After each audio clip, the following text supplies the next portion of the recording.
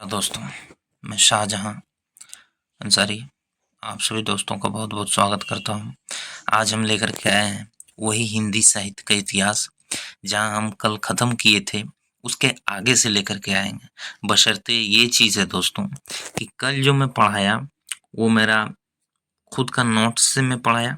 आज वो नोट्स का टाइपिंग मेरे पास आ चुका है, तो मैं फिर से रिवाइज कर देता हूँ उसको। इसके बाद यहाँ से मैं आगे बढ़ता हूँ, जहाँ से कल मैं पढ़ाया था वहाँ से आगे मैं भी पढ़ाना चाहता हूँ। लेकिन नोट्स है, ये टाइपिंग किया हुआ है। अगर आप इसको देखिएगा तो ये अच्छा लगेगा। थोड़ा इसको रिवाइज कर देते हैं और अच्छा लगेगा। इसके बाद मैं कल से जहाँ से किया था वहाँ से आगे बढ़ा रहा हूँ। तो स्टार्ट करते हैं दोस्तों। देखिए, क्लास से 1 से 10 तक, यानी कल जो हुआ था वो 1 से 10 तक मैं समरी में बता देता हूँ, शॉर्ट में। इसमें अच्छा है, टेंशन नहीं लीजिए। देखिए, इतिहास शब्द की व्युत्पत्ति का अर्थ क्या है? इतिहास यानी शब्द 3 शब्दों के योग से बना है। इति मन ऐसा, ह का मतलब निश्चित ही, आस का मतलब था या घटित हुआ, यानी ऐसा निश्चित ही था या घटित हुआ, अर्थात इतिहास में हम कल्पना का कोई स्थान नहीं है। ये चीज पश्चात विद्वानों के अनुसार इतिहास की परिभाषा है। हेरोडोटस या हेरोडोटस या हेरोडोट्स, वो जो मैं बताया समय उसका 400 ईसा पूर्व से 425 ईसा पूर्व। क्योंकि मैं इसमें भी बारीक से करवा रहा था, कुछ कुछ चीजें इसमें जुड़वा रहा था। तो ऐसा है दोस्तों कि वो आ गया तो उससे बेहतर मैं इसको समझा, इसलिए मैं इसी को पढ़ा रहा हूँ। अगर आप सोचिए कि मैं नोट्स से नहीं पढ़ाया, मेरे पास नोट्स है, नोट्स का भी पीडीएफ बना लिया था, मैं सोचा उसी को पढ़ाऊँ। लेकिन उससे बेहतर मुझे ये लगा, क्योंकि टाइपिंग किया हुआ है, इसलिए देखिए ये हेरोडोटस कहाँ के 484 ईसा पूर्व से 425 ईसा पूर्व तक के यूनान यानी ग्रीक, इसी को बोला जाता है ग्रीस, हेलिकारेनेस नामक स्थान पर हुआ था। इनकी पुस्तक है हिस्टोरिया या हिस्टोरिका या द हिस्ट्रीज। 3 में नाम बताया था कि 3 इसका नाम है। तो देखिए वो चीज है, आपको घबराना नहीं, क्योंकि कहीं कुछ भी मिलेगा। देखिए 3 है, 1 2 3, तीनों एक ही चीज है। अब इसमें है क्या? तो देखिए यहाँ है हिस्ट्री, इतिहास शब्द के प्रथम प्रयोक्ता है, इतिहास का जनक माना जाता है। इन्होंने इतिहास की व्याख्या भौतिकवादी दृष्टिकोण से दिया है, उसमें भी मैं बताया हूँ। बशर्ते कुछ कुछ पॉइंट इसमें बढ़ा है, आपको घबराना नहीं। इतिहास वैज्ञानिक विधा है। इन्होंने क्या माना है? 4 लक्षण माना है कि वैज्ञानिक विधा है, जाति से संबंधित तर्क संबंध विधा है, शिक्षा पर सत्य घटनाओं का क्रमबद्ध अध्ययन ही इतिहास है। अब आते हैं वीको, एक उसमें माने कुछ कुछ ज्वाइनिंग हुआ है इसमें। पूरा नाम गियामा स्थिता वीको, जन्म 1668 ईस्वी, नेपल्सी यानी इटली में एक शहर है, रोम के बगल में। कहाँ? नेपल्स। निधन 1744 ईस्वी। पुस्तक साइंजा नुओवा, नुओवा लगेगा जापानी नाम है, लेकिन वैसा नहीं है, क्योंकि ये माने वहाँ का भी जो इटली का भी नाम होता है, वहाँ जर्मन टाइप में भाषाएं बोली जाती है। तो लगभग लगभग जैसे चाइना, जापान, दक्षिण कोरिया का भाषा मिलता जुलता हो रहता है, तो उसी हिसाब से वहाँ का है। जर्मन, फ्रांस, इटली, इसके बाद और एक है बगल में, वो लगभग चारों का भाषाएं कुछ कुछ अपने देशों के देश पर आधारित भाषाएं हैं। तो यार इसका अर्थ होता है नया विज्ञान हिंदी में। वीको की इतिहास दृष्टि क्या है? ये इतिहास को अतीत से ही संबंध न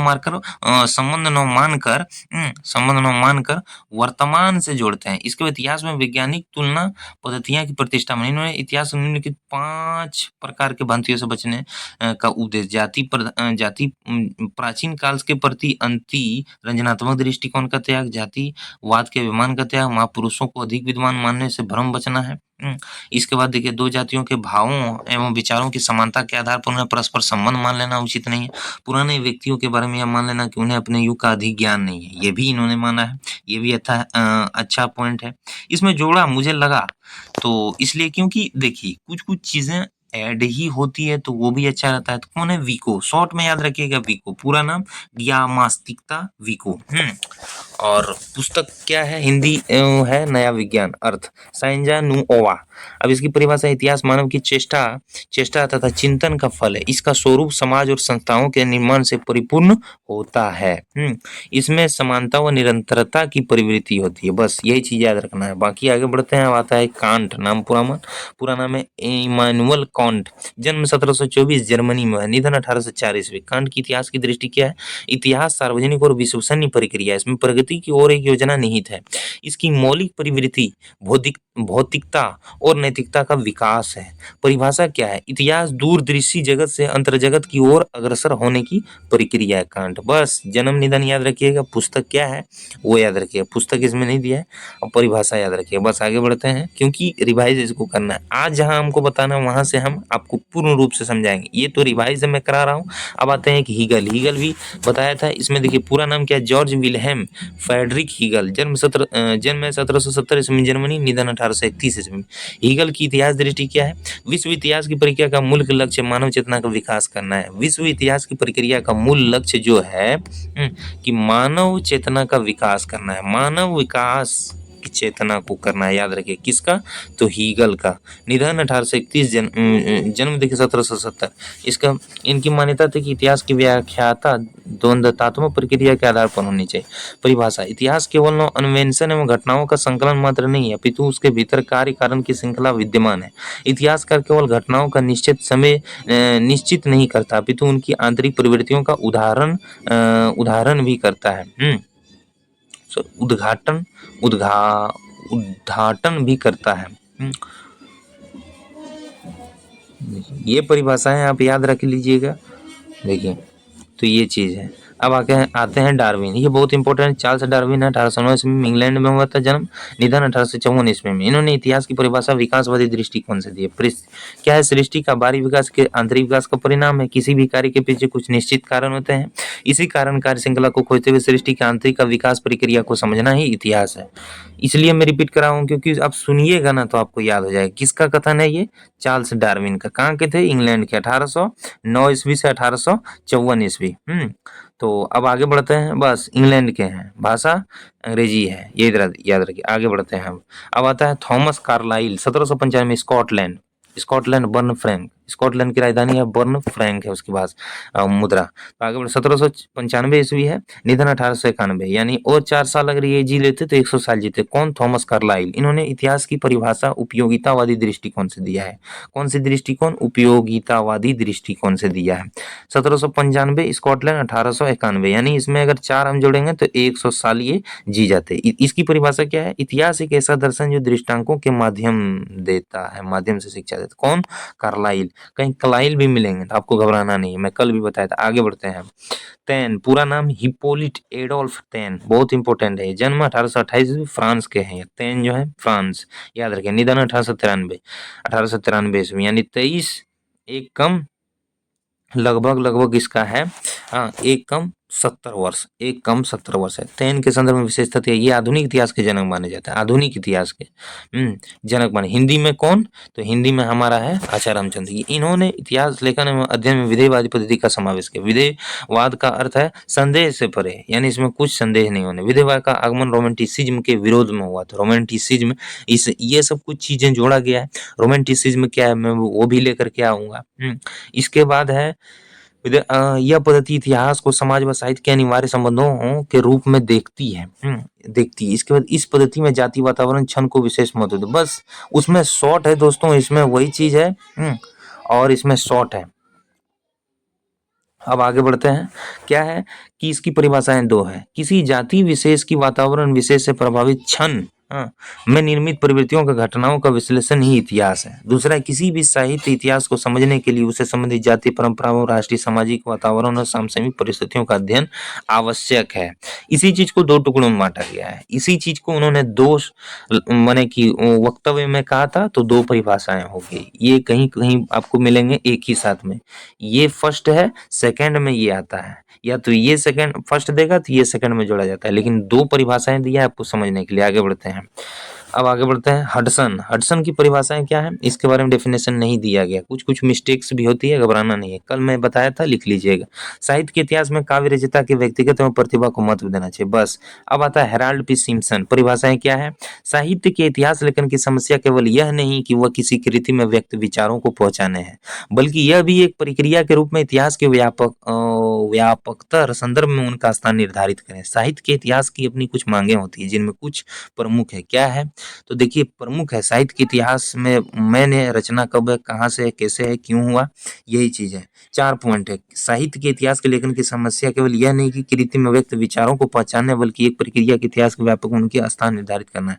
साहित्य इतिहास की कुछ मांगे होती है। 4 रचना कब हुई, कहाँ हुई, कैसे हुई और क्यों हुई थी, ये चीज। अब आगे बढ़ते हैं इसकी ओर। परिभाषा है साहित्य का इतिहास यह पता लगाने की चेष्टा करता है कि किसी लेखक ने अपने समय और अतीत से क्या प्राप्त किया और बदले में उसने अपने समय तथा परवर्ती काल को क्या दिया। ये बहुत इंपॉर्टेंट क्वेश्चन, ये परिभाषा है दोस्तों। कौन सा? ये आप मोस्ट इंपोर्टेंट इसको लगा लीजिए, बहुत इंपॉर्टेंट है ये जो है ना। सॉरी, कैसे हो गया, तो देखिए ये बहुत थोड़ा सा प्रॉब्लम हो जाता है कभी कभी, उससे घबराना नहीं है। ये बहुत इंपॉर्टेंट क्वेश्चन, इसको मोस्ट आप लिख लीजिए। एम मैं मार दिया, आप मोस्ट लगा लीजिए इसको। ये बहुत हेराल्ड का है और ये कौन सी पुस्तक? स्ट्रेटेजी इन क्रिटिसिज्म से लिया गया है। ये इनकी पुस्तक है हेराल्ड की, स्ट्रेटेजीज इन क्रिटिसिज्म, बहुत इंपॉर्टेंट है। साहित्य का इतिहास यह पता लगाने की चेष्टा करता है कि किसी लेखक ने अपने समय और अतीत से क्या प्राप्त किया और बदले में उसने अपने समय तथा प्रवर्ती काल को क्या दिया। बहुत इंपॉर्टेंट है। सिम्पसन, हेराल्ड पी सिम्पसन आता है इनका नाम। अब आगे बढ़ते हैं 5 नंबर पे। भारतीय विद्वानों के अनुसार इतिहास की परिभाषाएं क्या है? ये कल नहीं था, इसलिए मुझे अच्छा लगा, इसलिए मैं इसको लेकर के आया हूँ। तो अब बताता हूँ। देखिए भारतीय परिभाषा में सबसे पहले मैं लेकर के आता हूँ सुमन राजे। इनका जन्म 1938 से 2008, 1938 से 2008 जन्म निधन, याद रखिएगा। इन्होंने साहित्य के इतिहास में मूल परख दृष्टि की आवश्यकता बताई। मूल परख दृष्टि की आवश्यकता, परिभाषा क्या है? एक बात जो मैं समझती हूँ सबसे अधिक महत्वपूर्ण है। एक बात जो मैं समझती हूँ सबसे महत्वपूर्ण यह है कि जिसने अपने जिसकी सबसे बड़ी उपेक्षा की वह मूल्यों का संयोजन। इसके बिना मानविकी इतिहास लिखा ही नहीं जा सकता है। और जो साहित्य तो बिल्कुल ही नहीं। साहित्य मानव की सर्वश्रेष्ठ उपलब्धियों का कलात्मक संश्लेषण है। उनके साहित्यास संरचना के स्वरूप से लिया गया है। अब आगे बढ़ते हैं। जन्म निधन भी मैं दिया हूँ 1938 से 2008, याद रखिए 1938 से 2008, 1938 से 2008 यानी 30 साल कम 100 साल यानी 70 साल बराबर है जन्म निधन। आचार्य रामचंद्र सूद 1884 से 1941, पूरा याद रखिए 1884 से 1941 परिभाषा है। इसका तो सुना हुआ प्रत्येक देश का साहित्य वहाँ की जनता की चित्रवृत्ति का संचित प्रतिबिंब है। तब यह निश्चित है कि जनता चित्तवृत्ति के परिवर्तन के साथ साथ साहित्य के स्वरूप में भी परिवर्तन होता चला जाता है। आदि से अंत तक इन्हीं चित्तवृत्तियों की परंपरा को परखते हुए साहित्य परंपरा के साथ उनका सामंजस्य दिखाना ही साहित्य का इतिहास कहलाता है। उनकी ये जो परिभाषाएं ली गई है, कहाँ से ली गई है? तो हिंदी साहित्य का इतिहास 1929, प्रकाशन वर्ष भी दिया गया है, आप ध्यान दीजिएगा। इसलिए बहुत मैंने कुछ कुछ इसमें ऐड हुआ है, तो इसको मुझे अच्छा लगा तो आप याद रखिए। ये बहुत इंपॉर्टेंट है, ये जन्म निधन और ये तो परिभाषाएं सबको याद रखता है, ये याद रखिएगा। और ये किस पुस्तक से है? तो हिंदी साहित्य का इतिहास से। हिंदी साहित्य के इतिहास से हिंदी साहित्य के बारे में इनका परिभाषा है, याद रखिए। अब आगे बढ़ते हैं। डॉक्टर नगेंद्र तो 1915 से 1999 है इनका जन्म निधन 1915 से 1999। परिभाषाएं कि बदलती हुई अभिरुचियों का इतिहास साहित्य का इतिहास है जिसका सीधा संबंध आर्थिक क्रियाओं से, कल भी बताया। अब दूसरा परिभाषा, युग चेतना और साहित्य चेतना के समन्वय का आधारित साहित्य के इतिहास के संश्लिष्ट रूप में हमें स्वीकार करना चाहिए। इनका भी हिंदी साहित्य का इतिहास पृष्ठ संख्या 42 से लिया गया है। हिंदी साहित्य 1973 में आया था, 1973 में आया था, 1973 में आया था। डॉक्टर हरदयाल के साथ मिलकर के इन्होंने संपादन किया है पुस्तक का। दोनों ने मिलकर के बहुत सारा स्रोत लेकर के, लिखा नहीं है, कहीं कहीं से मटेरियल को तैयार किया है। जैसे हिंदी साहित्य का वस्तुनिष्ठ एक पुस्तक है, क्या बोलते हैं, गोविंद पांडे, डॉक्टर गोविंद पांडे और सरस्वती पांडे, दोनों पति पत्नी हैं। दोनों ने मिलकर के नोट्स तैयार किया था, बाद में प्रकाशन कर दिया तो वही हो गया। तो उसी हिसाब से इन्होंने संपादन किया है डॉक्टर हरदयाल के साथ मिलकर के। बहुत सारे पुस्तक का भी मैंने कि मटेरियल लेकर के उनको लिखा नहीं, एकत्रित करके उनको प्रकाशित कराया। आगे बढ़ते हैं। अब क्या है? डॉक्टर राम स्वरूप चतुर्वेदी 1931 से 2003, याद रखिएगा, बहुत इंपॉर्टेंट है। पतले दुबले ये देखने में थे। मैं चाह रहा था कि अब कुछ भी किसी के बारे में बताऊं तो उनके बारे में एक फोटो एडिटिंग करके मैं दिखाऊं, लेकिन वो संभव नहीं हो पाया। तो अब आगे बढ़ते हैं। डॉक्टर राम स्वरूप चतुर्वेदी, क्योंकि अगर आप चित्र को देखिएगा तो आपको चित्र देखते हुए आपको समझ में आएंगे कि कौन कौन कौन है कौन नहीं है। उस हिसाब से मैं अगला एक वीडियो भी लेकर के आऊँगा जिसमें सबको चित्र सहित मैं आपको दिखाऊँगा। हिंदी साहित्यकार का जितना भी है सबको चित्रित सहित मैं आपको दिखाऊँगा। अब आगे आते हैं doctor doctor Ramswaroop Chaturvedi. Doctor Ramswaroop Chaturvedi 1931 से 2003 याद रखें। मानव संवेदनाओं का क्रमिक विवरण इतिहास है, पहली परिभाषा। दूसरा, साहित्य के इतिहास का काम है कि कवि के कार्यों को साहित्य के इतिहास की विकास प्रक्रिया में न्यायोचित दिखाना। ये हिंदी साहित्य की संवेदना और विकास की पुस्तक से लिया गया है। हिंदी साहित्य और संवेदना विकास का विकास, हिंदी साहित्य और संवेदना का विकास 1986 में है ये पुस्तक, 1986 में है ये पुस्तक। खैर जो भी आगे बढ़ते हैं, डॉक्टर नामवर सिंह, ये बहुत इंपॉर्टेंट, 2019 में निधन हो गया। जब मैं एमए कर रहा था, मेरा एचओडी था जो था उनका, वो प्रोफेसर रह चुके थे डॉक्टर नामवर सिंह, और वो पटना में पढ़े थे। अब आगे बढ़ते हैं, उतना ये नहीं करते हैं। डॉक्टर नामवर सिंह, डॉक्टर नामवर सिंह, इन्होंने साहित्य के इतिहास में मूल परक आकलन पर जोर दिया है। क्या दिया है? मूल परक आकलन को जोर दिया है, यानी आका है कि क्या आपने दिया, क्या उसने दिया, क्या इसने, दोनों सब में डिफिकल्ट क्या है उस चीज को परिभाषा। आज का आलोचना कार्य इसी संश्लिष्ट सामयिक बोध को परिभाषित और संगठित करता है। स्वयं अधिक से अधिक लोगों को इस आत्मबोध के प्रति सतर्क करते हुए निर्माण में सहायता देना है। आलोचना का ठोस मूर्तिमान एवं व्यवहारिक प्रतिमान यही है कि एक प्रकार से ये साहित्य का प्रतिमान भी है और साहित्य का इतिहास भी। बस इतने आपको मिलेगा साहित्य से। अब देखा जाए, यहाँ मिलेगा एक प्रकार से यही साहित्य का प्रतिमान भी है और साहित्य का इतिहास भी। एक पुस्तक है इनका आलोचना के संदर्भ में, उन्हीं पुस्तक से ये लिया है, लेकिन यहाँ नीचे में है, ये देखिए, इतिहास और आलोचना इसी पुस्तक से लिया गया है। और भी इस मैंने क्या आलोचना संबंधित इन्होंने बहुत सारी पुस्तकें लिखी है, उन पर से संबंधित बहुत सारे इनका परिभाषा लिया गया, हर चीज़ के बारे में, हर चीज़। बहुत बड़े आलोचक थे ये, और इनका निधन हो गया था 2019 में। हम लोगों का क्लास में उन लोगों को मालूम चला था, बताए थे हमारे एचओडी जो थे, वो एचओडी इनसे पढ़े हुए थे पढ़ना। आगे बढ़ते हैं हम। अब आते हैं क्लास संख्या 4 में, डॉक्टर नाम बच्चन सिंह, कल भी था इनके बारे में। अब आते हैं डॉक्टर बच्चन सिंह, जौनपुर उत्तर प्रदेश, 1919 2008 याद रखिए डॉक्टर बच्चन। इनकी परिभाषा है कि इतिहास अतिनोमुख न होकर के भविष्योन्मुख होता है, वह जड़ नहीं गत्यात्मक होता है। अतिनोमुखी इतिहास में साहित्यकार पुनरुत्थानवादी होकर जड़ हो जाती है। इस अर्थ में इतिहास लिखने का मतलब होता है भविष्योन्मुखी। कुछ कुछ परिभाषा जो है अलग अलग है, उसको मैं इसलिए किया हूँ कि आप समझिए कि बहुत कुछ छोड़ दिया, लेकिन इसमें ऐसा तैयार किया हूँ कि कुछ नहीं छूटा है। बहुत मेहनत लगता है एक एक पीडीएफ को भी तैयार करवाना। अगर पीडीएफ कहीं मिल भी जाता है किसी चीज़ से टाइपिंग हो, तो उसको तैयार करना अपने मटेरियल में बहुत मुश्किल होता है। और आजकल हर कोई अपने पीडीएफ में हर चीज़ का प्रसारण करते हैं। हमारे पीडीएफ में मैं जितना भी तैयार किया हूँ, कहीं भी आप देखिए किसी का भी एक भी प्रचार नहीं मिलेगा, क्योंकि वैसा तैयार ही हम करते हैं। दूसरे का मटेरियल मिल जाएगा आपको, लेकिन इसको तैयार करने में भी हमारा वक्त लगता है, ऐसा नहीं समझिए। क्योंकि दूसरे पीडीएफ से पढ़ाएंगे तो दूसरे का बात होगा, हम अपने पीडीएफ से पढ़ाएंगे तो हमारा बात होगा। आगे बढ़ते हैं, अब क्या है तो देखिए, डॉक्टर बच्चन सिंह के बारे में पढ़ दिए। अब दूसरा परिभाषा क्या है? इतिहास विकास क्रम प्रकृति तरह कार्य कारण श्रृंखला से बंधा नहीं रहता। इतिहास मनुष्य का ही होता है, वस्तुतः ये एक मानवीय तत्व है। ऐतिहासिक घटनाएं परिवेश के अलावा मनुष्य की आकांक्षाओं का निर्णय, क्रियाकलाप आदि पर भी बहुत निर्भर करती है। तो वो हो गया दो। तीसरा जो है बहुत इंपॉर्टेंट है, तीसरा जो है, आधुनिक युग इतनी तेजी से बदलता रहा है और बदल रहा है, इस बदलाव को छिपतर बदलाव को साहित्य और इतिहास दोनों संदर्भ में एक साथ पकड़ना है। इतिहास, इनकी एक पुस्तक आधुनिक हिंदी साहित्य का इतिहास, बहुत इंपॉर्टेंट है ये पुस्तक। मैं भी पढ़ा हूँ 2 बार। बहुत इंपॉर्टेंट है ये पुस्तक। मैं तो समझता हूँ हिंदी साहित्य से रिलेटेड जितने भी पुस्तक हैं आप 1-2 बार जरूर पढ़िए। उनसे क्या होगा कि आपको समझ में आएंगे कि कौन क्या लिखा है, कैसा उनका सोच समझ था। कम से कम हिंदी साहित्य के इतिहास से संबंधित आप 4-5 पुस्तकें जरूर पढ़िए, उनमें आपको समझ में आएंगे। अब देखिए क्या है, अब आते हैं, ये इम्पोर्टेंट है, ये जो है ये इम्पोर्टेंट है, इसको तो याद रख ही लीजिए, मोस्ट लगा देता हूँ। आधुनिक हिंदी साहित्य का इतिहास पुस्तक से है, की भूमिका में लिखा है इनको। अब आते हैं डॉक्टर गणपति चंद्रगुप्त, 1928 ईस्वी में इनका जन्म हुआ था राजस्थान में। परिभाषा, अतीत के किसी भी तत्व या प्रकृति का वर्णन, विवरण, विवेचन, विश्लेषण को जो काल का विशेष या कालक्रम की दृष्टि से किया गया हो, इतिहास कहलाता है। बस आगे बढ़ते हैं, एक ही है और उसमें अगर कुछ मिलेंगे तो उनको भी याद रखिए कि इसमें कुछ ऐड कर लीजिए। मैं इसीलिए आपको इस मटेरियल से पढ़ाया और अपने वाले फिर से मटेरियल, क्योंकि इसमें कुछ कुछ ऐड है, न्यू चीज़ें ऐड है। आगे बढ़ते हैं।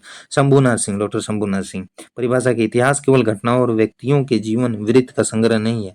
यह न तो विचारधाराओं का आकलन मात्र है, यह मानव चेतना की सक्रियता के विवेचनात्मक अभिलेख है। देखिए आप समझिएगा कि इनका जन्म निधन नहीं है यहाँ, जन्म निधन नहीं है, निधन नहीं है।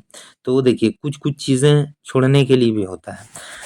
एक क्रिकेटर था राहुल द्रविड़, उनको अंग्रेजी में एक नाम दिया गया था द वॉल, का मतलब होता है दीवार। बहुत टेस्ट मैच में 36 शतक है उनके। तो दुनिया के सबसे सबसे टेस्ट मैच में दुनिया के सबसे ज्यादा बॉल खेलने वाले वही हैं, ज्यादा समय तक टिकने वाले वही खिलाड़ी हैं। तो कहने का मतलब है, वो एक बात बोले थे कि हर गेंद जो होता है, एक ओवर में 6 गेंद, 6 गेंद कभी कभी खेलने के लिए योग्य नहीं होता है, कुछ कुछ गेंद छोड़ने के लिए होता है। तो समझ जाइए इस बात को। आगे बढ़ते हैं। गोविंद चंद्र पांडे, सरस्वती पांडे और गोविंद चंद्र पांडे जो है ना, बस वही है। तो वही है। देखिए क्या है, सरस्वती पांडे, गोविंद चंद्र पांडे। इतिहास एक ऐसा ज्ञानमय अनुशासन है जिसके माध्यम से किसी देश की सभ्यता और संस्कृति को देखा और परखा जा सकता है। बस परिभाषा आप याद रखिए, ये इतिहास एक ज्ञानमय अनुशासन है जिसके माध्यम से किसी देश की सभ्यता और संस्कृति को देखा और परखा जा सकता है। बस गोविंद चंद्र पांडे, गोविंद चंद्र पांडे। आगे बढ़ते हैं। क्या है आगे, अब देखिए इतिहास लेखन की पद्धतियां कल जो वर्णानुक्रम पद्धति, कालानुक्रम पद्धति, वैज्ञानिक पद्धति, समाजशास्त्री पद्धति, विधेयवादी पद्धति, बस समाजशास्त्री पद्धति, इसमें एक आगे पीछे है, उसे घबराना नहीं। वर्णानुक्रम, वर्ण प्लस अनुक्रम, वो पद्धति जिसमें रचनाकारों का पीछे वर्णमाला के वर्णों के अनुक्रम दिया जाता है, वर्णमाला के वर्णक्रम के अनु दिया जाता है कि अ ई ओ, इसमें हिंदी में लिखा गया तो वहाँ ए बी सी डी, बस उतना ये नहीं करेंगे। आपका रिवाइज हम कर रहे हैं, आगे जो आज का क्लासेस है उसको वहां से डीपली बताएं, कारण कि यहाँ तक तो आप किए हैं, समझाने का तरीका वही रहेगा, बस आपको रिपीटेशन हम शॉर्ट से स्पीड से करना है। आपको घबराना, सुन लीजिएगा याद हो जाएगा। आगे बढ़ते हैं। और मनोवैज्ञानिक पद्धति या अवैज्ञानिक पद्धति है, ये एक तरह से शब्दकोश की पद्धति है। यह इतिहास लेखन की सबसे प्राचीन पद्धति है। हिंदी साहित्य के इतिहास लेखन में गारसा दत्तात्रेय तथा शिव सिंह सेंगर ने अपने इतिहास ग्रंथों में इसी पद्धति का प्रयोग किया है। ये पांचों पॉइंट आपको लिखवा दिए हैं। आगे बढ़ते हैं। कालानुक्रम पद्धति, काल प्लस अनुक्रम, परिभाषा वह पद्धति जिसमें रचनाकारों एवं उनकी रचनाओं का परिचय काल के अनुक्रम से दिया जाता है, कालानुक्रम पद्धति है। और परंपरागत पद्धति हिंदी साहित्य के इतिहास में लेखन, हिंदी साहित्य के इतिहास लेखन में इसी पद्धति का प्रयोग सबसे पहले जॉर्ज अब्राहम गिरियर्सन ने किया था अपनी पुस्तक।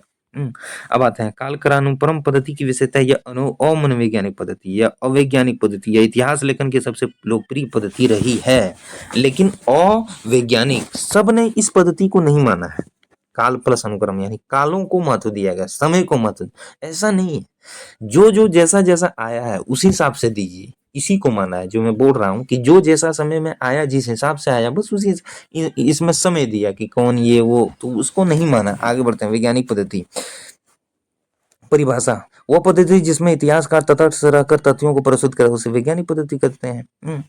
हिंदी साहित्य के इतिहास लेखन में इस पद्धति का प्रयोग सबसे पहले डॉक्टर गणपति चंद्र गुप्त ने किया था। डॉक्टर गणपति चंद्र गुप्त ने किया था, जो आगे बढ़ाया था। अब समाजशास्त्री पद्धति आता है। क्या आता है? वो पद्धति जिसमें इतिहासकार किसी रचना का मूल्यांकन इस दृष्टि से करता है कि रचनाकार ने अपने समाज से क्या कुछ ग्रहण किया तथा समाज पर क्या प्रभाव डाला, इसे समाजशास्त्री पद्धति कहते हैं। तो इसका प्रयोग किसने किया था? तो आचार्य हजारी प्रसाद द्विवेदी ने किया था। यहाँ देखिए, आचार्य हजारी प्रसाद द्विवेदी ने किया था।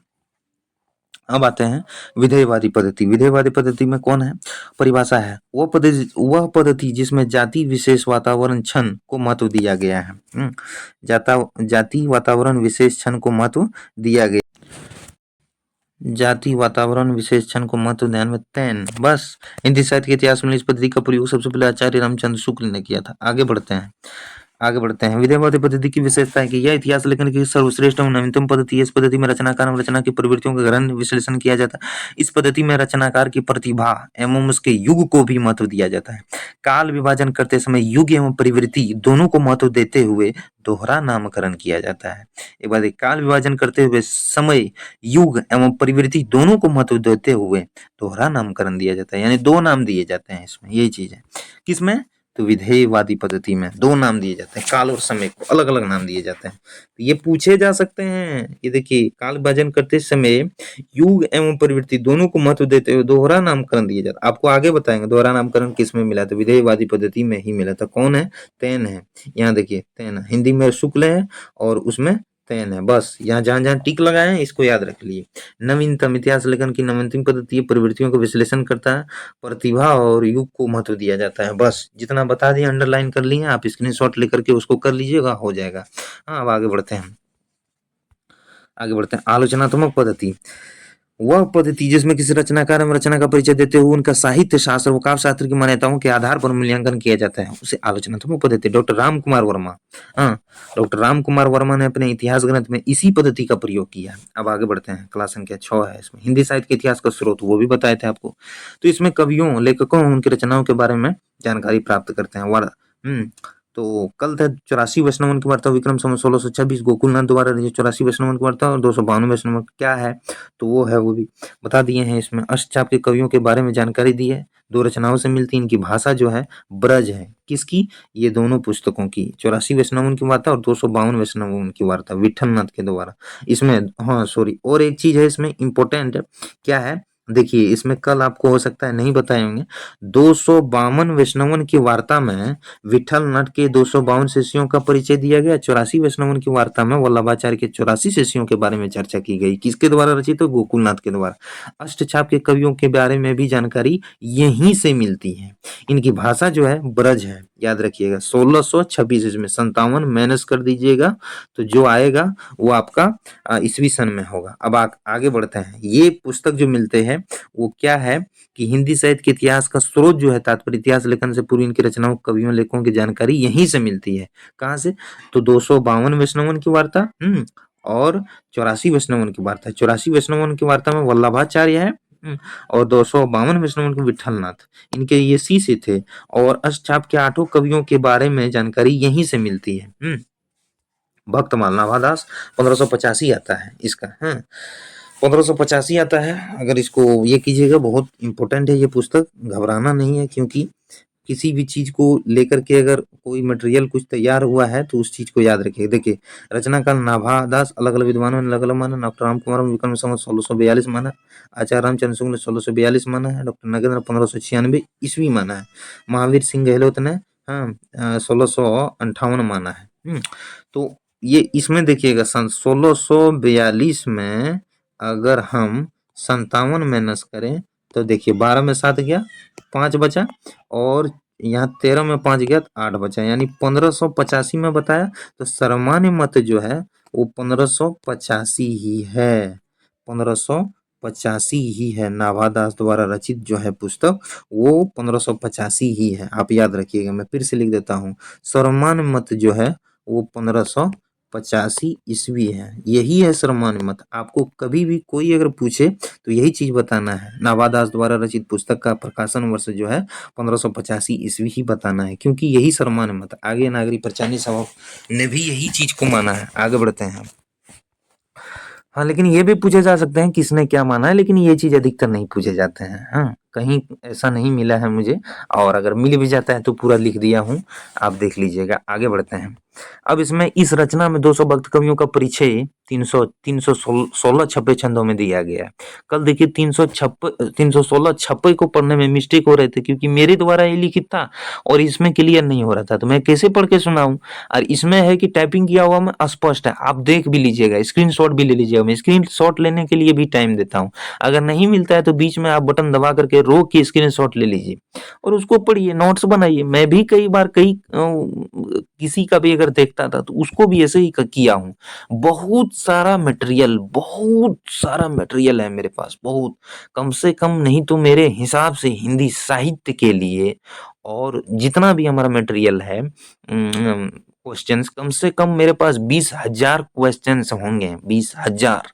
अगर उसको पढ़ लीजिएगा तो होना ही है। इसके बाद मेरे पास मटेरियल तो जो है 20,000 का मटेरियल नहीं, 20,000 प्रश्न एवं उत्तर है, वो बात मैं बता रहा हूँ। 20,000 प्रश्न और उत्तर, 20,000, एक दो नहीं। अगर उसको बोलिएगा तो मैं कम से कम एक एक क्लास में 5-500 करके मैं लेकर के आऊंगा। 4 क्लासेस में 4-5-10 क्लासेस भी लेना पड़ जाएगा तो मैं ले लूंगा।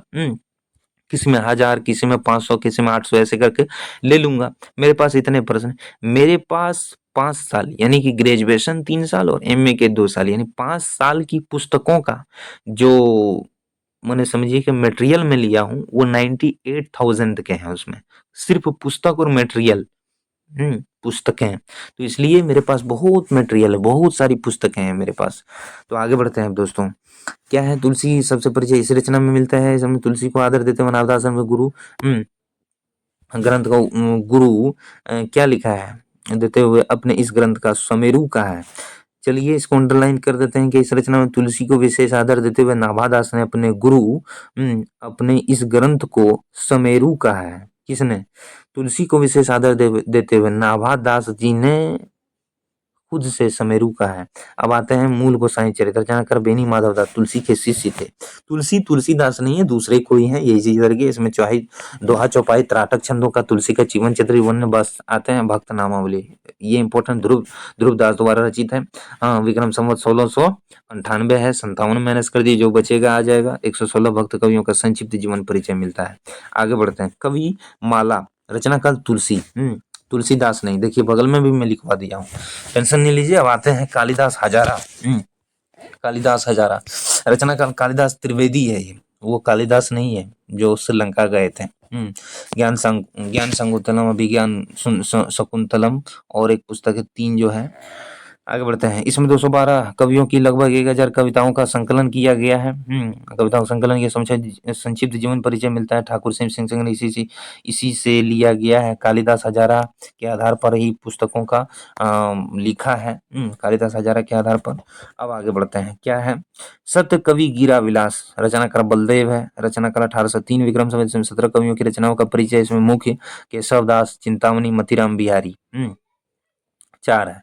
इसमें देव का नाम नहीं लिया गया है। 5 हैं वो लोग जो है ना, ये सब 5 रीतिकाल में 5 कवि 6 कवि आते हैं, सब में अलग अलग है। रीति मुक्त कवि, रीति मुक्त कवि, रीति बद्ध कवि, रीति सिद्ध कवि, तो ऐसे हैं कवि नामावली। गिराविलास रचनाकार बलदेव, रचनाकार 1803 विक्रम संवत। इसमें 17 कवियों की रचनाओं का परिचय है। इसमें केशव दास, चिंतामणि, मतीराम बिहारी से संबंधित है। ये 4 याद रखिए। इसके बाद आते हैं कवि नामावली। सूदन कवि विक्रम संवत 1810 याद रखिएगा, बहुत इंपॉर्टेंट है। कुछ कुछ जो होती है वो इंपॉर्टेंट होती है, घबराना नहीं है। कुछ कुछ चीजें जो होती है छोड़ने के लिए भी होती है, कुछ कुछ चीजों को कभी नहीं छोड़ा जाता है, इस बात को याद रखिएगा। आगे बढ़ते हैं। सूदन कवि, इसमें 10 कवियों का नामों का उल्लेख है। अब आते हैं विद्वान मोद तरंगनी रचनाकार सुब्बा सिंह, रचनाकार विक्रम संवत 1874 ईस्वी। 17 कवियों का उल्लेख है। अब आते हैं सूदन कवि, इसमें 10 कवियों का उल्लेख है। कवि नामावली में सूदन कवि विक्रम संवत 1810, विद्वान मोद तरंगनी रचनाकार सुब्बा सिंह, रचनाकार 1874 विक्रम संवत।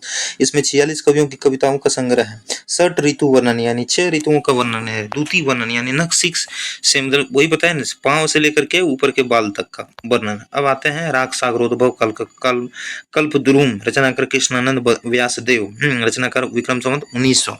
तो 1843 होगा ईस्वी, 57 घटाने से इसमें कृष्ण के उपासक 200 से अधिक कवियों की कविताओं का संकलन। फटाफट में पढ़ के आगे बढ़ता हूँ। श्रृंगार संग्रह रचनाकार सरदार कवि, रचना काल विक्रम संवत 1904।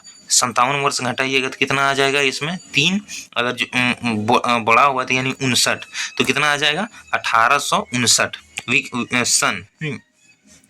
रचना काल इस रचना में 1849 आएगा, सॉरी 1849। इस रचना में 125 कवियों की कविताओं का संकलन, इसमें काव्य के विभिन्न अंगों का उल्लेख। रचना अब आते हैं रस चंद्रोदय, रचना का ठाकुर प्रसाद, रचना काल विक्रम संवत 1920 विक्रम संवत। इसमें बुंदेलखंड के 242 कवियों का परिचय एवं उनकी कविताओं का संकलन। दिग्विजय भूखन आता है एक, गोकुल प्रसाद का, ये इंपॉर्टेंट है, ये जो है ये इम्पोर्टेंट है, क्योंकि इम्पोर्टेंट इसी बात से है क्योंकि पूछा गया, ऐसा नहीं कि वो सब नहीं पूछा गया, वो सब भी पूछा गया है, लेकिन वो सब चर्चित रचनाएं हैं। कुछ कुछ जो रचनाएं हैं आप शायद इसमें मिल माने फर्स्ट बार हो सकता है पढ़ रहे होंगे, या तो उनके बारे में पढ़ रहे होंगे तो इतना डीपली नहीं होगा।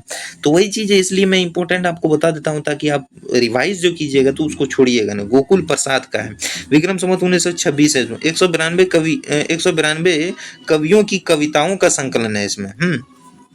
अब आता है भाषा काव्य संग्रह, रचनाकार महेश दत्त शुक्ल है। महेश दत्त शुक्ल का भाषा काव्य संग्रह, ये इंपॉर्टेंट है, भाषा काव्य संग्रह ये इंपॉर्टेंट। रचनाकार विक्रम संवत 1932, इसमें अनेक कवियों की कविताओं का संकलन किया गया। बस अब आगे बढ़ते हैं। कवि रत्नमाला, रचनाकार देवी प्रसाद मुंशी, ये इंपॉर्टेंट है, देवी प्रसाद मुंशी।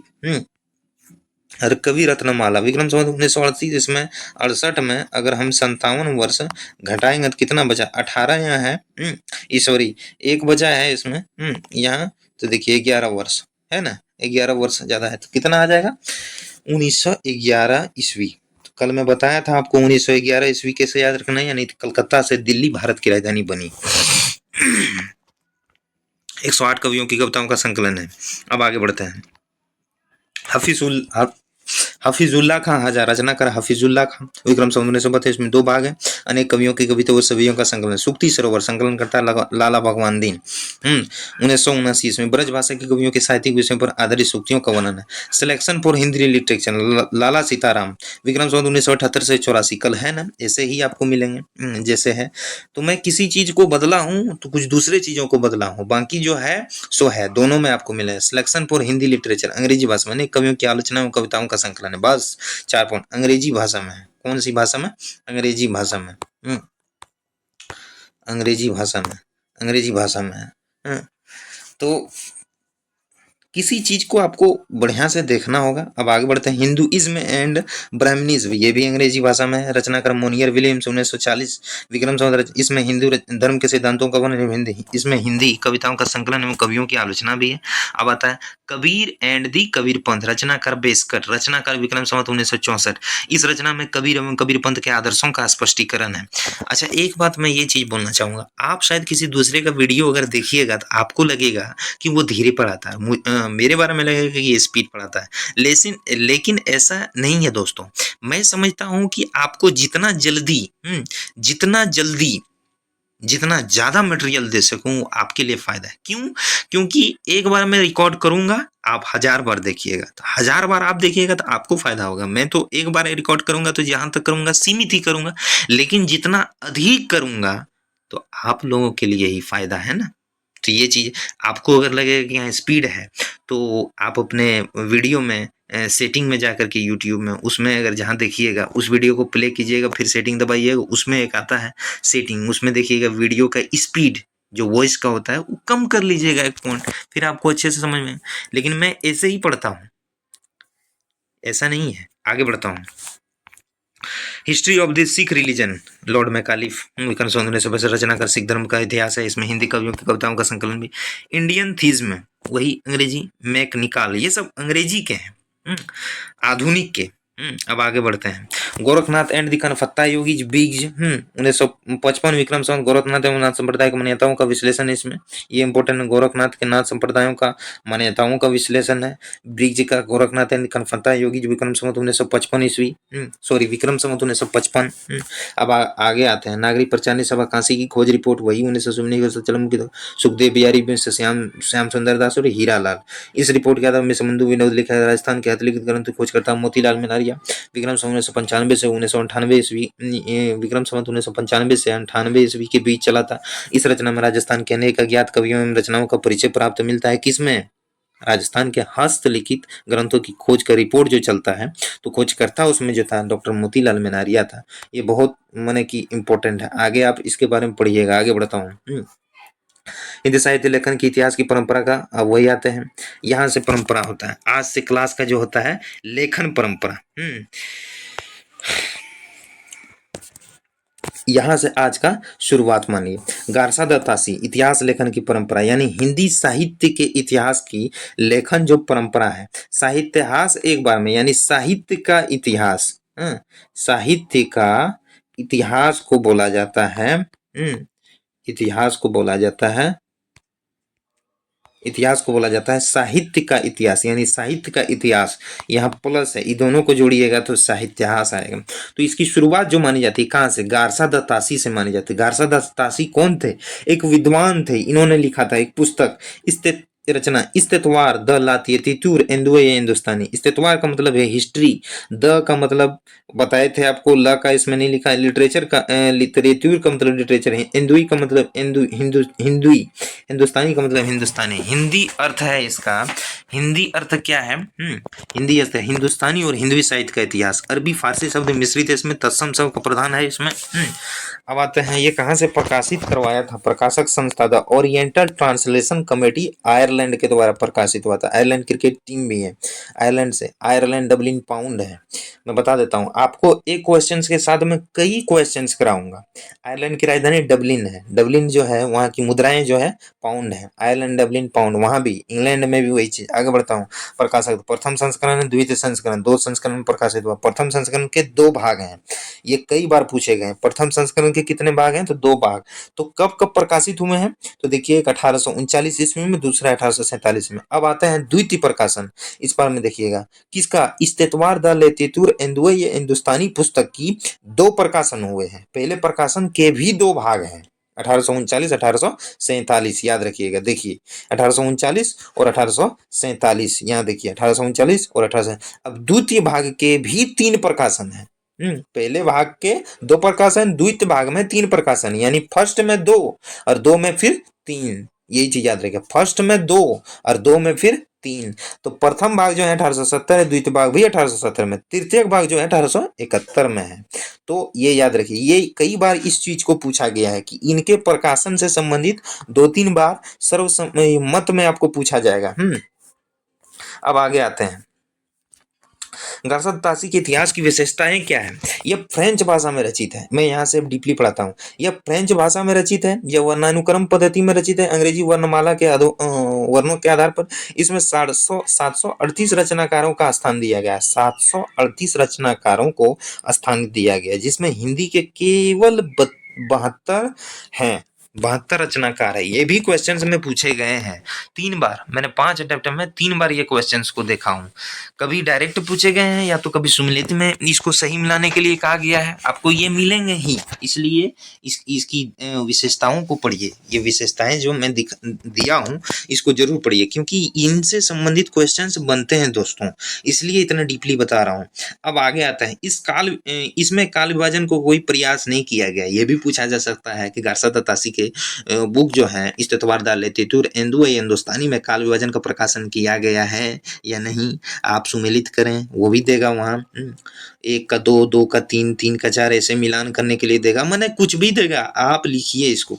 इस संबंध में गारसा द तासी ने लिखा है कि काल विभाजन का क्यों नहीं मैंने किया, यदि मैं कालक्रम वाली पद्धति अपनाई होती तो अनेक विभाग स्थापित करने पड़ते। पहले मैं उन लेखकों को पता रखता जिनका काल अच्छी तरह से ज्ञात नहीं है।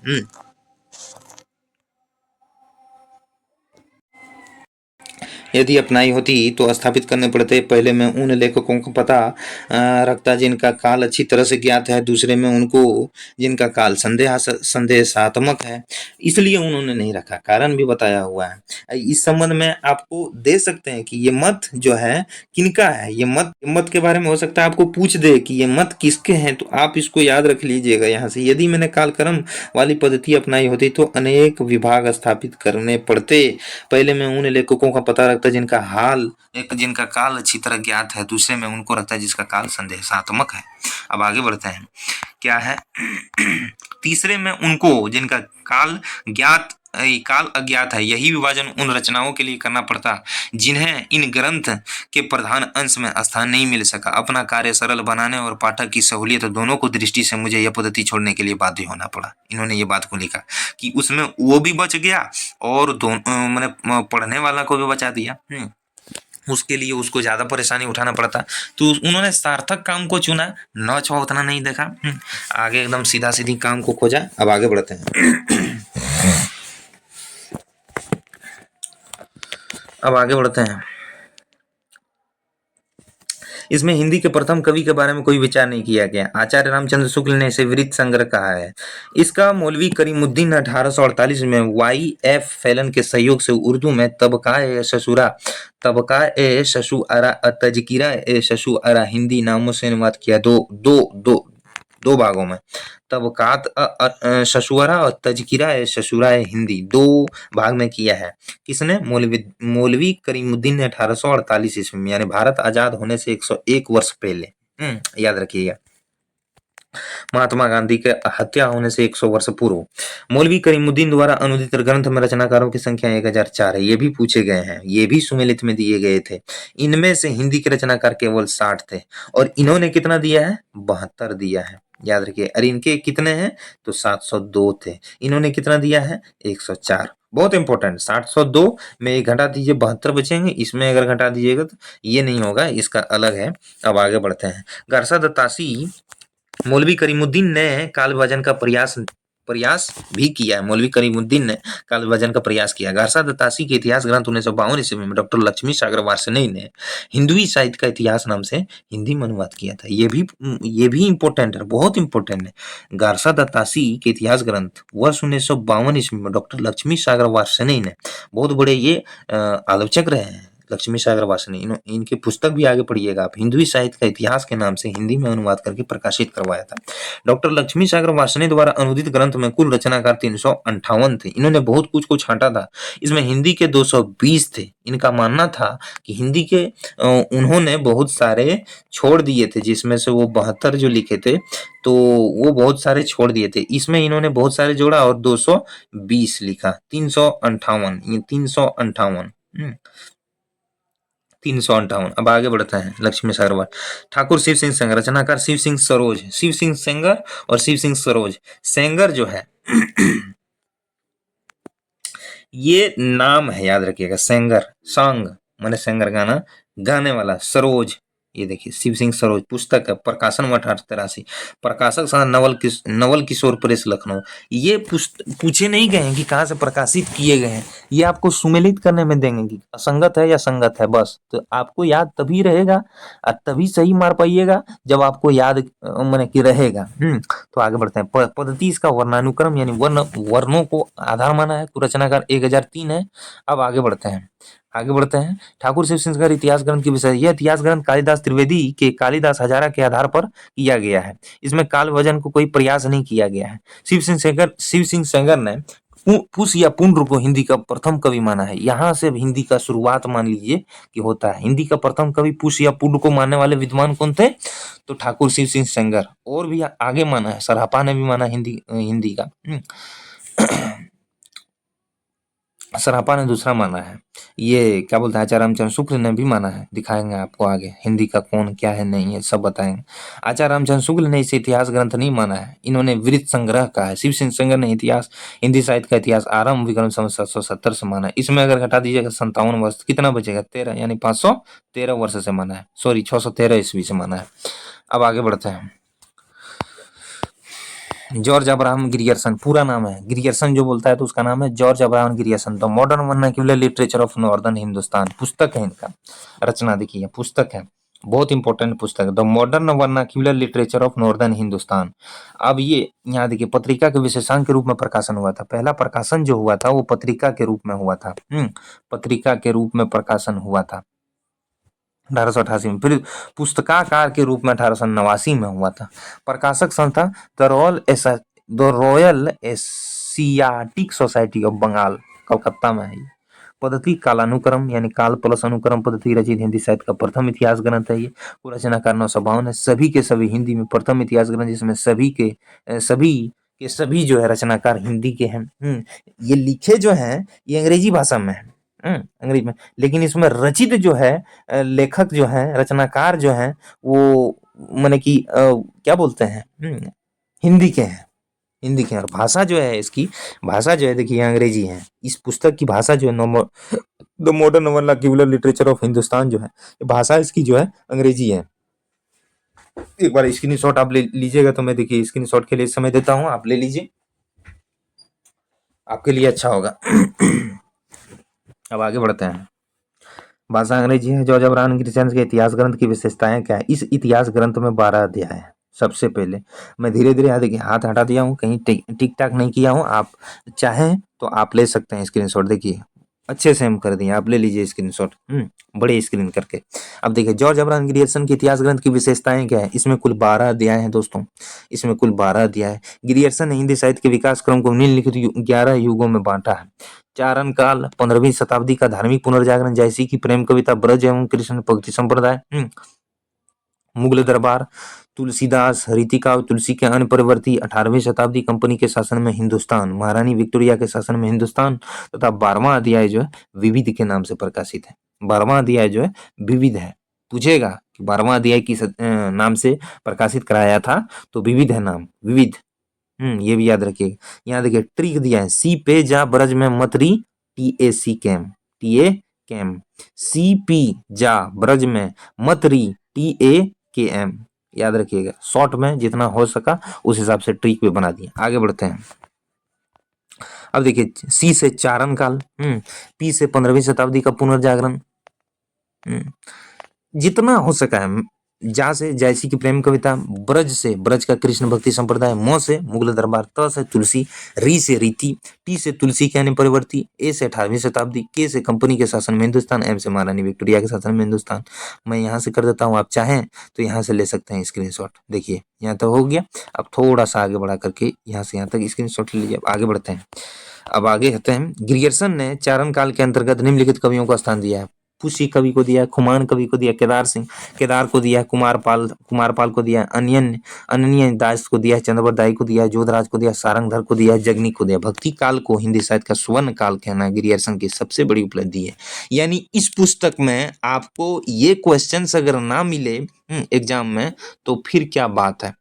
भक्ति काल को हिंदी साहित्य का स्वर्ण काल कहने वाले विद्वान जो थे, सबसे पहले ग्रियर्सन ने। किसमें दिया है? The modern vernacular, the modern vernacular literature of northern Hindustan, अंग्रेजी भाषा की पुस्तक की, इसमें इन्होंने दिया है। किसने? डॉक्टर जॉर्ज अब्राहम ग्रियर्सन ने। भक्ति काल को स्वर्ण काल, भक्ति काल को स्वर्ण काल। मैं किस किस काल को कौन कौन स्वर्ण काल बोले हैं उसके बारे में मैं लिख करके आपको बताऊंगा, आप उसके लिए टेंशन मत लीजिए। अब आगे बढ़ते हैं, आगे बढ़ता हूँ। देखिए ग्रियर्सन ने भक्ति आंदोलन को ईसाईयत की देन माना है। यह भी एक दोष है कि ईसाई का दोष माना है भक्ति आंदोलन। The modern vernacular literature, the modern vernacular of northern Hindustan को सही अर्थों में हिंदी का प्रथम इतिहास मानने वाले विद्वान डॉक्टर कौन है? किशोरी लाल गुप्त है। किशोरी लाल गुप्त है। कौन है ये, क्या है ये, आगे बताएंगे। बस शॉर्ट में रखिए, ये गद्देकार है। आगे बढ़ते हैं। अब आते हैं मिश्र बंधु। मिश्र बंधु जो थे 3 थे, श्याम बिहारी मिश्र, गणेश बिहारी मिश्र और सुखदेव बिहारी मिश्र। रचनाकार मिश्र बंधु विनोद 4 भाग में है, 4 भाग। प्रथम 3 भागों का प्रकाशन वर्ष जो है ये पूछे गए 1913 में है। प्रथम तीनों भागों का प्रकाशन जो है वो जो है 1913 में है। चतुर्थ भाग का प्रकाशन 34 में है। प्रकाशक संस्था नागरिक प्रचार निसभा काशी, यानी यूपी, यूपी ये भी लिखा गया यू है, यूपी। कालानुक्रम पद्धति, कुल रचनाकार 4591। मैंने लगभग आपको 5000 भी लिखेंगे तो टीक मार दीजिएगा। इसमें एक्यूरेट 4591, कुछ छिटपुट भी मिलेंगे 9 कवि। तो उस हिसाब से माने कि 409 कवियों का उल्लेख जो है माने कि अमानी के हिसाब में माना है, कभी मान भी लिया, इसीलिए लगभग 5000 मिलता है। ये एक्यूरेट 4591। अब आगे बढ़ते हैं। मिश्र बंधु विनोद के संदर्भ में विशेष तथ्य क्या है? यह इतिहास ग्रंथ नागरिक प्रचार निसभा काशी द्वारा चलाए गए हस्तलिखित खोज अभियान के आधार पर लिखा गया है। एक अभियान चला था, उसके आधार पर लिखा गया था दोस्तों। और ये बहुत इंपॉर्टेंट पुस्तक है, ये बहुत इंपॉर्टेंट पुस्तक है। और वो अभियान जो चला था नागरिक प्रचार सभा काशी द्वारा चलाया गया था। और इसमें कौन कौन थे वो मैं ऊपर बता चुका हूँ, वो भी पूछे गए हैं कि कौन कौन थे उसमें सम्मिलित। और मुख्य कौन खोजकर्ता थे उसमें? डॉक्टर मोतीलाल मीनारिया थे, याद रखिए। वो कहाँ से थे? तो राजस्थान से, इस बात को भी याद रखिएगा। आगे बढ़ते हैं। नागरिक प्रचार सभा काशी द्वारा हिंदी के हस्तलिखित ग्रंथों की खोज का अभियान 1900 से 1921 ईस्वी के बीच चला था। अब आगे बढ़ते हैं। इस इतिहास ग्रंथ में अनेक अज्ञात कवियों को शामिल कर उनके साहित्यिक महत्व पर प्रकाश डाला गया है। मिश्र बंधु ने हिंदी साहित्य के विकास क्रम को मुख्यतः 5 युगों में तथा उपविभाजन सहित 8 युगों में बांटा है। ये बहुत इंपॉर्टेंट है। मिश्र बंधुओं ने हिंदी साहित्य के विकास क्रम को मुख्यतः 5 भागों में बांटा है, मुख्यतः 5 भागों में, और उपविभाजन सहित 8 युगों में बांटा है। तो कौन कौन है वो भी आपको बताएंगे, उसके लिए चिंता नहीं कीजिएगा। कौन कौन है वो भी आपको बताएंगे, लेकिन उसके लिए चिंता नहीं करना है। इन्होंने आदि काल को आरंभिक काल कहा, रीति काल को अलंकृत काल कहा और आधुनिक काल को वर्तमान काल कहा। किसने? मिश्र बंधु ने। मिश्र बंधु ने आदि काल को आरंभिक काल कहा। आदि काल यानी आरंभ, आदि काल का आरंभ होता है आदिकाल से, तो आरंभ माना है यानी आरंभिक माना है। शॉर्ट में आपको इसी जगह याद हो जाए, आदि आरंभ। आदि का मतलब शुरुआत है भक्ति का हिंदी साहित्य का, तो आरंभ माना यानी स्टार्टिंग, तो आरंभिक मिश्र बंधु ने माना। अब आते हैं यहाँ रीति, ये भक्ति काल है ना, ये सॉरी रीति काल है। रीति काल को अलंकृत काल क्यों माना उसके बारे में भी मैं बताऊंगा आपको, उसके लिए चिंता नहीं की। इन्होंने क्यों माना उसके बारे में भी मैं बताऊंगा। बहुत क्वेश्चंस हैं, यही सब को मैं जोड़ करके बताया कि कम से कम मेरे पास 20,000 तथ्य होंगे, क्वेश्चंस पेपर हैं। अब मैं चाह रहा हूं कि ऐसे ही टाइपिंग करके आपको वो दूं, अभी वो काम मेरा चालू है। आगे बढ़ते हैं। आधुनिक काल को वर्तमान काल का। मिश्र बंधु ने हिंदी के प्रथम कवि के बारे में कोई विचार नहीं किया है, किंतु गोरखनाथ को हिंदी का प्रथम कवि, हिंदी का प्रथम गद्यकार माना है। हिंदी के प्रथम कवि के बारे में उल्लेख नहीं किया है, लेकिन गोरखनाथ को हिंदी का प्रथम गद्यकार माना है, कवि नहीं गद्यकार। अब आते हैं, इन्होंने कवियों को सापेक्षित महत्व निर्धारित करते हुए कवियों की श्रेणियां निर्धारित की कि किसमें ए में रखेंगे, किसी को बी में रखेंगे, किसी को सी में, माने ग्रेड के आधार पर। जैसे इंडियन क्रिकेट टीम ग्रेड के आधार पर सबको सालाना फीस देते हैं, उसी हिसाब से है। अब आगे बढ़ते हैं। हिंदी साहित्य में इतिवृत्तात्मक यानी जीवन चरित पद्धति, यानी एक ही चीज को बराबर लिखते हुए पद्धति का सबसे पहले प्रयोग जो मिश्र बंधु विनोद में ही किया गया है। मिश्र बंधु विनोद पुस्तक है, शिव सिंह मिश्र बंधु विनोद जो है पुस्तक है, घबराइएगा नहीं। मिश्र बंधु अगर बोलेगा तो मिश्र बंधु समझ लीजिएगा, ऐसा नहीं। मिश्र बंधु मतलब 3, मिश्र बंधु विनोद मतलब पुस्तक। अब आगे बढ़ते हैं। इस इतिहास ग्रंथ में प्रमुख रचनाकारों का वर्णन समालोचना सहित किया गया है। सामान्य कवियों की नामावली संक्षिप्त सूचनाओं के साथ प्रस्तुत की गई है। मिश्र बंधुओं ने अपने इतिहास ग्रंथ के लेखन के लिए निम्नलिखित का आधार ग्रहण किया है। मिश्र बंधुओं ने अपने इतिहास ग्रंथ के लिए निम्नलिखित मिश्र बंधुओं ने अपने इतिहास ग्रंथ के लेखन के लिए निम्नलिखित आधार का ग्रंथ किया है। ये देखिए बहुत इंपॉर्टेंट है, ये ऐसा नहीं है कि ये नहीं इंपॉर्टेंट है।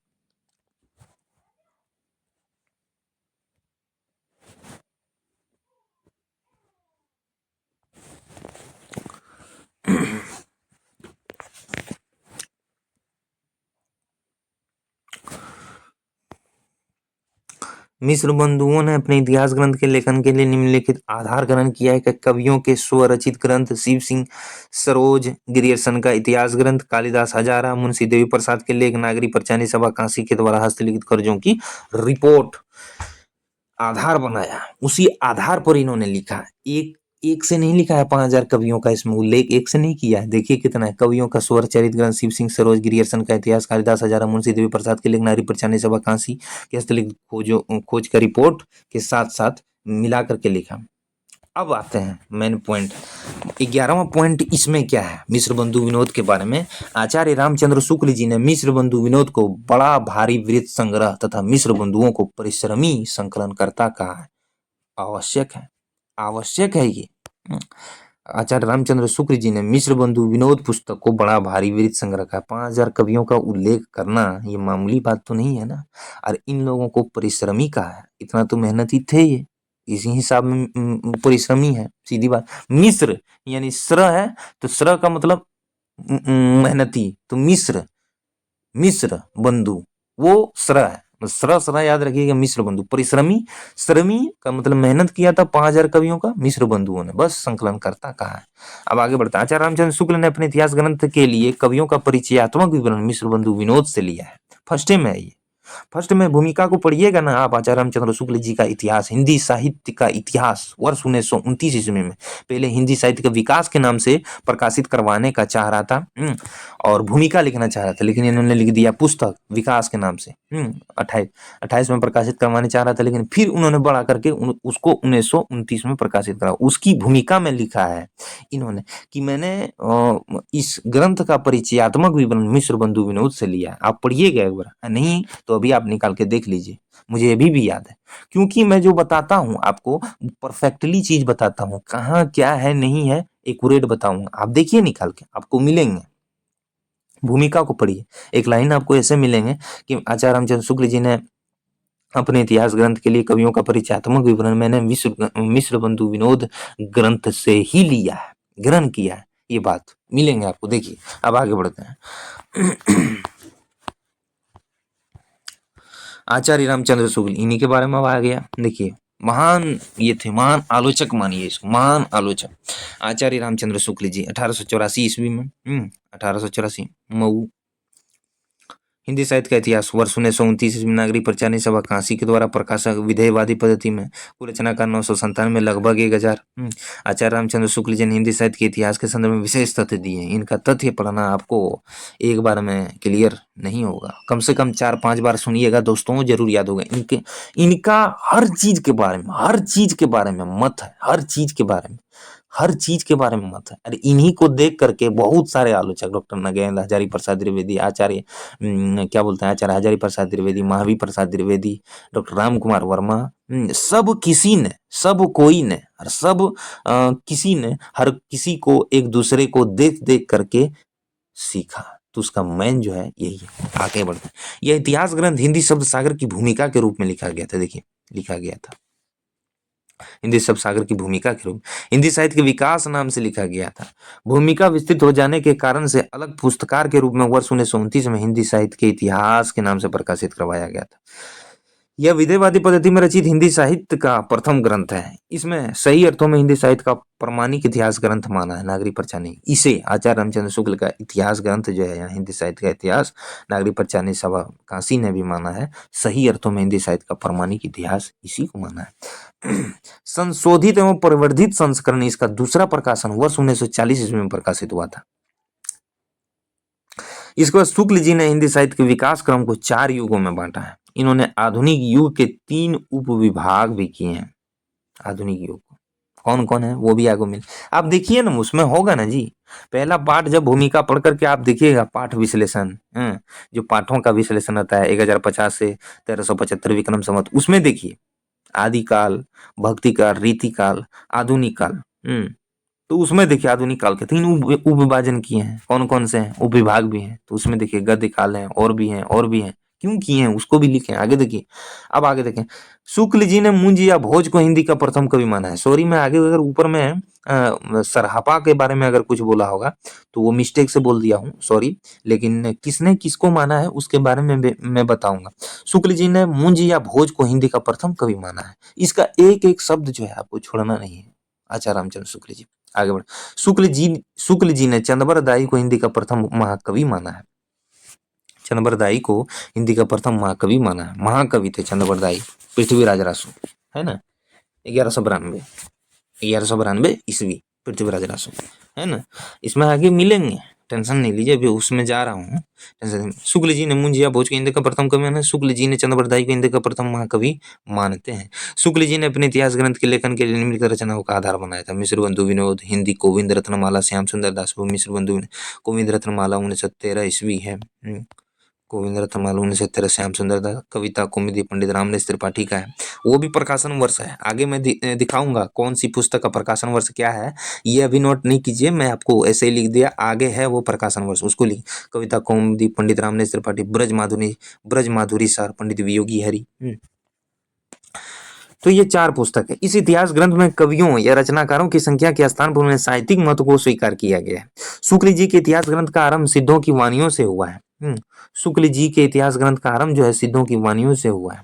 इतिहास ग्रंथ में कवि या लेखकों की रचना शैली का वैज्ञानिक विश्लेषण किया गया है। इस इतिहास ग्रंथ प्रत्येक काल शाखा की सामान्य प्रवृत्तियों का विश्लेषण करने के बाद कवियों का वर्णन किया गया। शेष कवियों को फुटकल श्रेणी में रखा गया। 3 जो हैं वो शेष कवि हैं, उसको फुटकल कवियों में रखा है। कवियों एवं उनके काव्य मूल्यांकन को समालोचना दृष्टिकोण से अपनाया गया, समालोचनात्मक दृष्टिकोण से अपनाया गया। डॉक्टर राम कुमार वर्मा, हिंदी साहित्य का आलोचनात्मक इतिहास, वर्ष 1938 ईस्वी, आलोचनात्मक पद्धति में इन्होंने पीएचडी किया था और इसी से मैंने कि इसको लिखा था। तो डॉक्टर राम कुमार वर्मा के बारे में भी अब आगे बताते हैं, इतिहास के ग्रंथ के बारे में विशेषताएं क्या।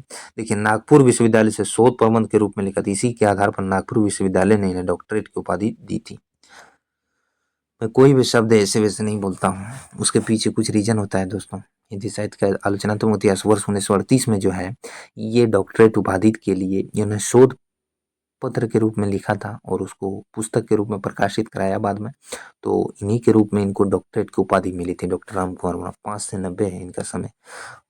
1905 से 90 या 1910 से 90 है, मैं थोड़ा मिस्टेक कर गया। खैर आगे बढ़ता हूँ। डॉक्टरेट की उपाधि, यह अधूरा इतिहास ग्रंथ है। इसमें 693 से 1693 तक का ही वर्णन है। 693 से 1693 तक का ही वर्णन मिलेगा आपको, ज्यादा नहीं मिलेगा। 693 1693 तक का ही वर्णन मिलेगा, अर्थात आदिकाल से भक्ति तक का है।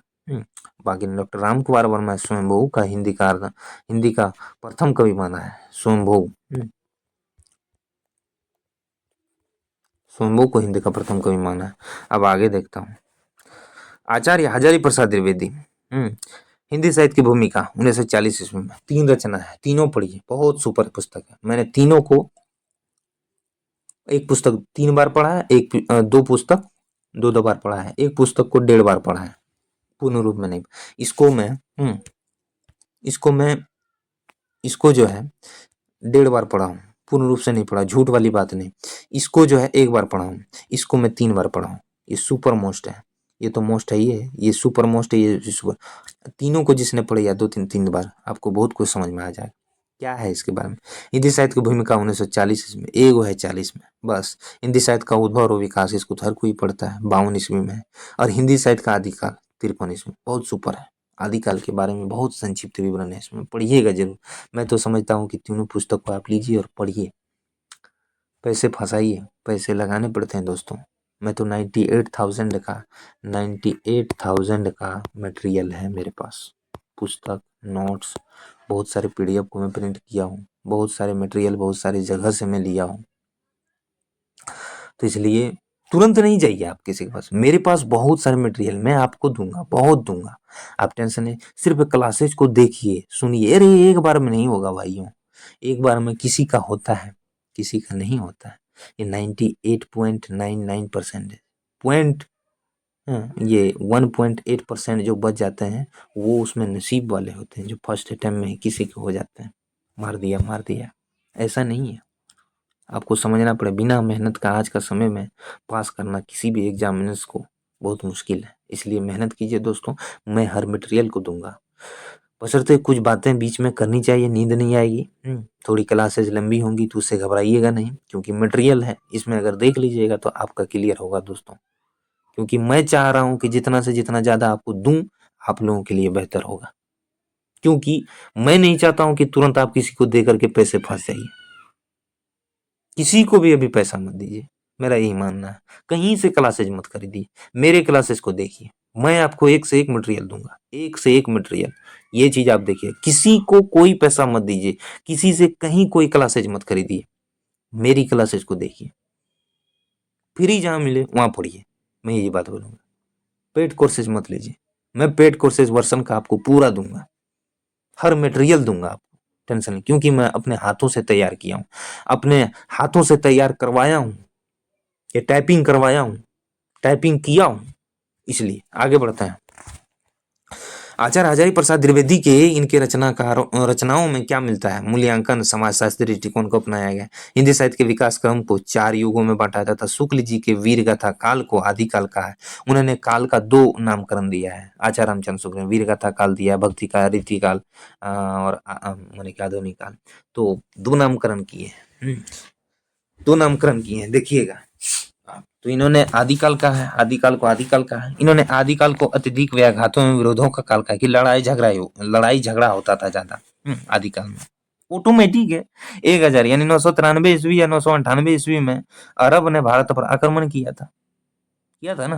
तो लगभग 200 250 वर्षों तक तो उन्होंने आक्रमण करके मुगल क्या बोलते हैं वो एक साम्राज्य स्थापित करा है। इसके बाद फिर अंग्रेज आए, उन्होंने हमको 2 ढाई 3 साल 4 साल लूटा, इसके बाद वो भागा। तो वही इन्होंने एक व्याघातों का, लड़ाई झगड़ों का, विरोध का काल माना है आदिकाल को। सीधी सी बात, मैं लॉजिक समझा रहा हूँ आपको, इससे याद रहेंगे।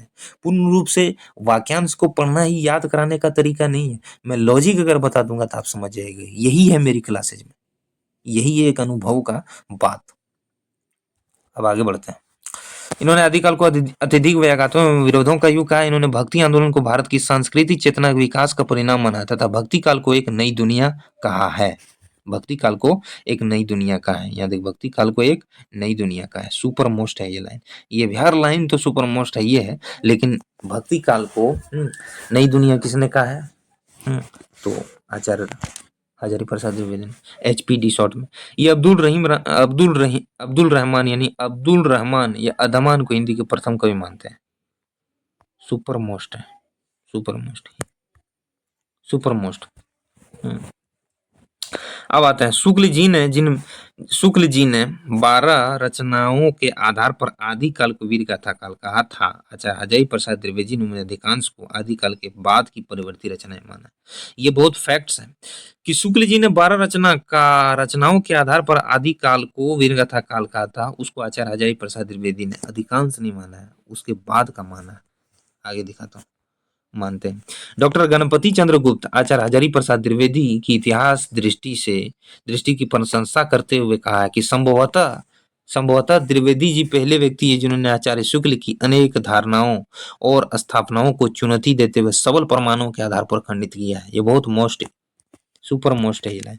डॉक्टर गणपति चंद्र गुप्त आचार्य हजारी प्रसाद द्विवेदी जी की डॉक्टर गणपति चंद्र गुप्त जो है आचार्य हजारी प्रसाद द्विवेदी जी के बारे में कहते हैं, क्या कहते हैं कि संभवतः द्विवेदी जी पहले व्यक्ति हैं जिन्होंने आचार्य रामचंद्र शुक्ल जी की अनेक अवधारणाओं यानी धारणाओं को स्थापनाओं को चुनौती देते हुए सबल परमाणु के आधार पर खंडित किया है। कि बहुत सारे तथ्य को इन्होंने नहीं माना है, खंडित किया है।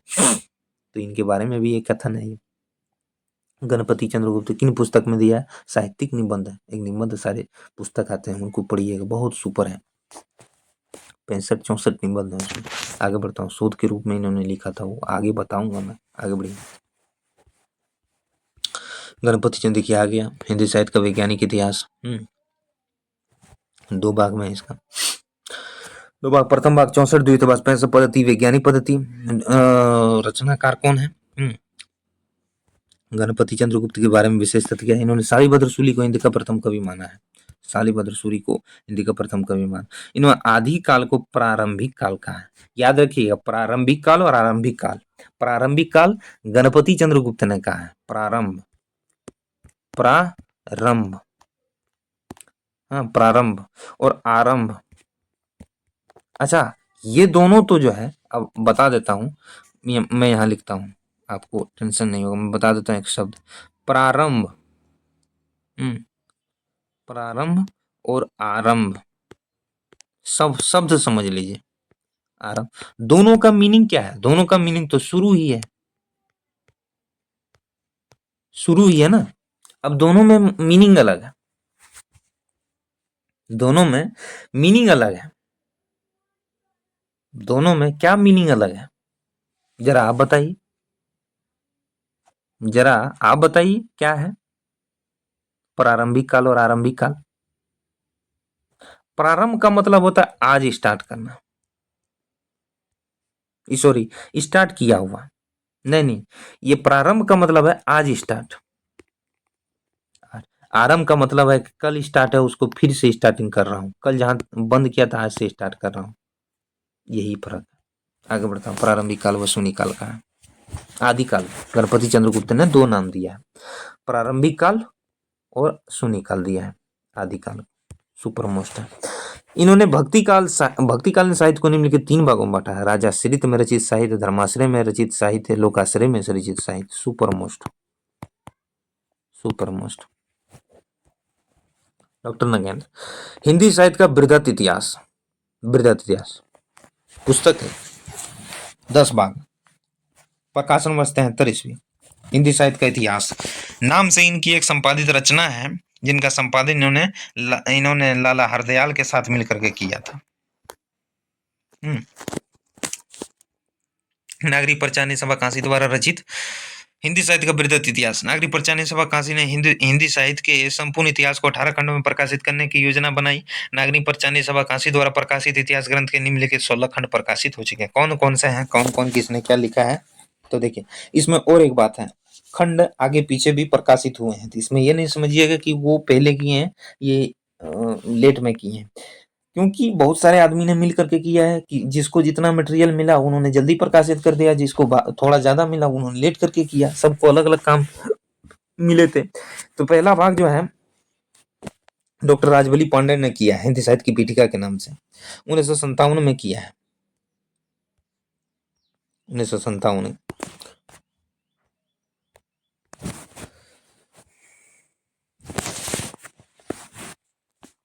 अब आता है दूसरा जो है हिंदी भाषा का विकास, भाग 2 है।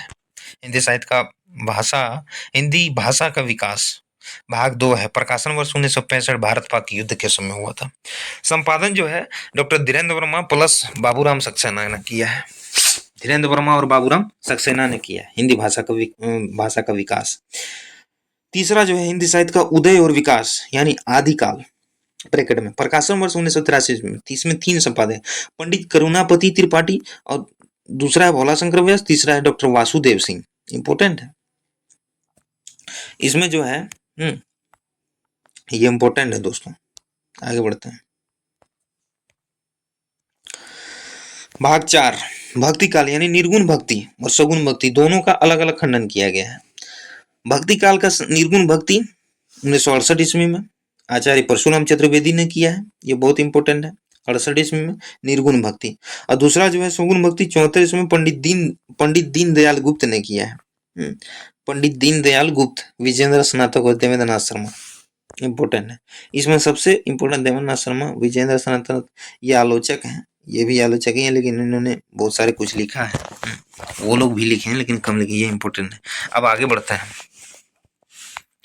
अब आता है रीतिकाल, तो इसमें भी अलग अलग खंडन किया है। रीतिबद्ध कवि 58 ईस्वी में किया है डॉक्टर नगेंद्र ने, ये इंपॉर्टेंट है। ये जो है रीतिबद्ध कवियों का खंडन जो किया है 58 ईस्वी में डॉक्टर नगेंद्र ने किया है।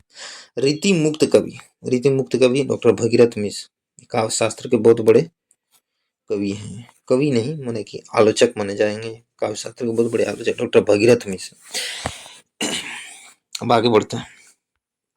हिंदी साहित्य का अभ्युत्थान, भारतेंदु काल, वर्ष 1972 ईस्वी यानी भारत पाक युद्ध होने के 1 वर्ष बाद। डॉक्टर विनय मोहन शर्मा, ये भी एक आलोचक है, निबंधकार हैं, पढ़िएगा आगे में। अब आते हैं हिंदी साहित्य का परिष्कार यानी द्विवेदी काल, वर्ष 1977 ईस्वी में, वर्ष 1977 में यानी आपातकाल के समय। भारत में आपातकाल जो लगाया था इंदिरा गांधी ने लगाया था, वो 19 महीनों तक चला था, 19 महीने। लेकिन एक साथ पूरे भारत में जैसे लॉकडाउन लगे थे वैसे नहीं लगे, कहीं कहीं लगे थे, कुछ कुछ लगे थे, कुछ कुछ शहरों में लगे थे, उस हिसाब से कहीं हर जगह लगा था, कभी यहाँ कभी वहाँ। खैर, सुधाकर पांडे ने लिखा था हिंदी साहित्य का परिष्कार द्विवेदी काल के नाम से, संपादन किया था। भाग 10 हिंदी साहित्य का उत्कर्ष यानी छायावाद का, प्रकाशक 1971 ईस्वी में, प्रकाशन वर्ष, संपादक डॉक्टर नगेंद्र, शिव प्रसाद मिश्र हैं, रामेश्वर शुक्ल, अंचल।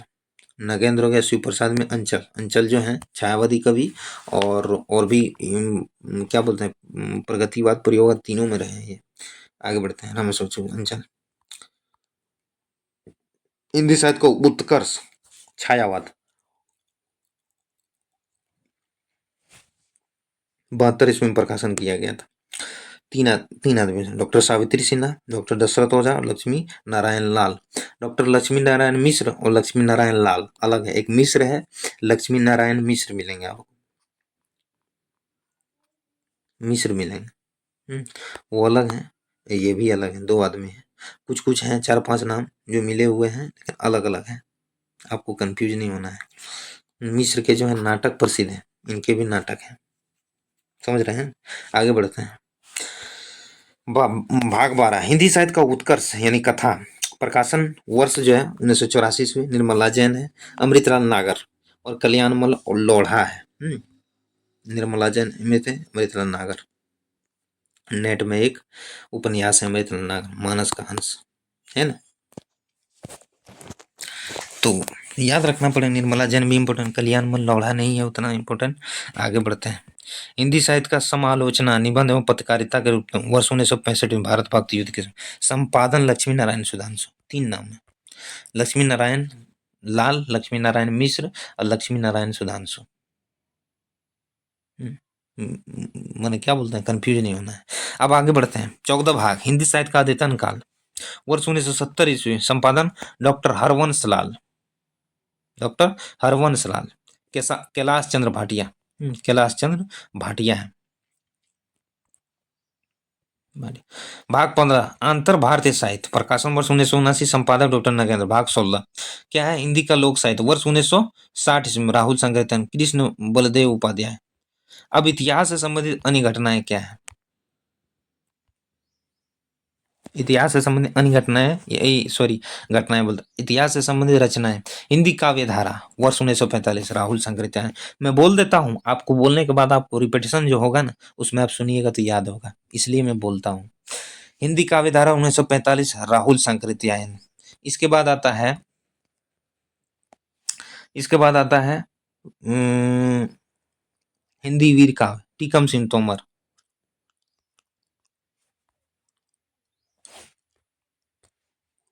हिंदी काव्य धारा 1945, राहुल संकृत्यायन। एक आता है हिंदी वीर काव्य 1945, टीकम सिंह तोमर। हिंदी भाषा और साहित्य का इतिहास 1946, आचार्य चतुरसेन शास्त्री। ये बहुत बड़े क्या बोलते हैं, खैर छोड़ी। हिंदी साहित्य का सुबोध इतिहास 1952, बाबू गुलाब राय। हिंदी साहित्य का सुबोध इतिहास। हिंदी साहित्य के विकास की रूपरेखा 1956, डॉक्टर राम अवध द्विवेदी, इतिहास और आलोचना 1956, डॉक्टर नामवर सिंह। बताए थे ना,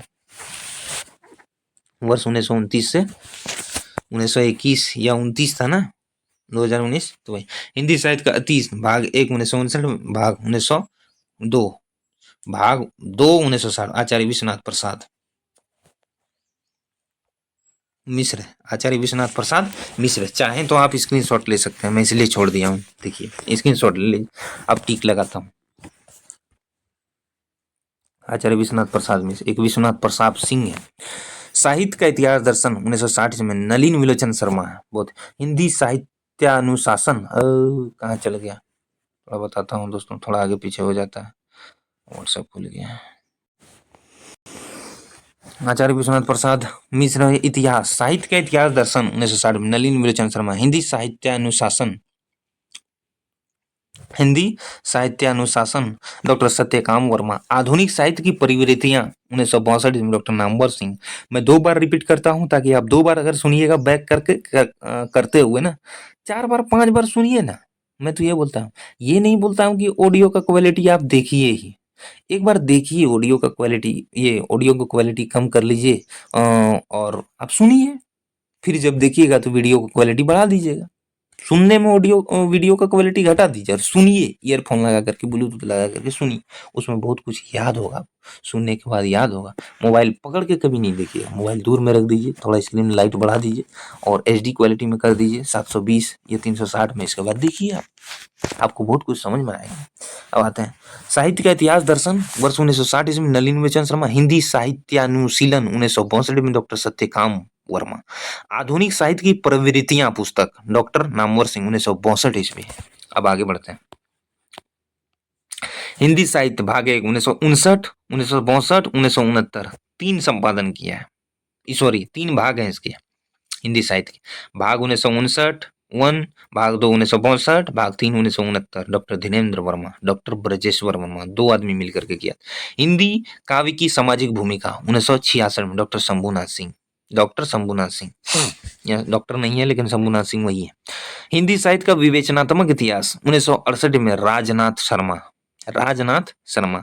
हिंदी साहित्य का नया इतिहास 1969 इसमें, राम खिलावन पांडे। हिंदी साहित्य का नया इतिहास, इस नाम देखिए, नया नाम आया, हिंदी साहित्य का नया इतिहास वर्ष 1969 इसमें, राम खिलावन पांडे। हिंदी साहित्य का ऐतिहासिक समीक्षा 1969 में पदुमलाल पूनालाल बख्शी। हिंदी साहित्य का इतिहास 1975 में डॉक्टर सुमन राजे। हिंदी साहित्य का इतिहास 1975 इसमें डॉक्टर सुमन राजे। हिंदी साहित्य का इतिहास 1975 में डॉक्टर सुमन राजे। हिंदी साहित्य का आधा इतिहास 2003 डॉक्टर सुमन राजे। हिंदी साहित्य का आधा इतिहास डॉक्टर सुमन राजे 2003। साहित्य का इतिहास संरचना और स्वरूप 1975 में डॉक्टर सुमन राजे। साहित्यास का संरचना एवं स्वरूप 1975 में डॉक्टर सुमन राजे। साहित्य और इतिहास दृष्टि 1981 ईस्वी में डॉक्टर मैनेजर पांडे। साहित्य और इतिहास दृष्टि 1981 ईस्वी में डॉक्टर मैनेजर पांडे। हिंदी साहित्य का समीक्षात्मक इतिहास 1982 में वासुदेव सिंह। हिंदी साहित्य का समीक्षात्मक इतिहास 1982 ईस्वी में वासुदेव सिंह। हिंदी साहित्य और संवेदना का विकास 1986 ईस्वी में राम स्वरूप चतुर्वेदी, डॉक्टर राम स्वरूप चतुर्वेदी। भारतीय इतिहास की समस्याएं 1987 में रामविलास शर्मा, बहुत इंपॉर्टेंट। हिंदी साहित्य का परिवृत्ति परक इतिहास 1996 में सभापति मिश्र। हिंदी साहित्य का दूसरा इतिहास 1996 डॉक्टर बच्चन सिंह, बहुत इंपॉर्टेंट। मैंने इस पुस्तक को 2 बार पढ़ा है।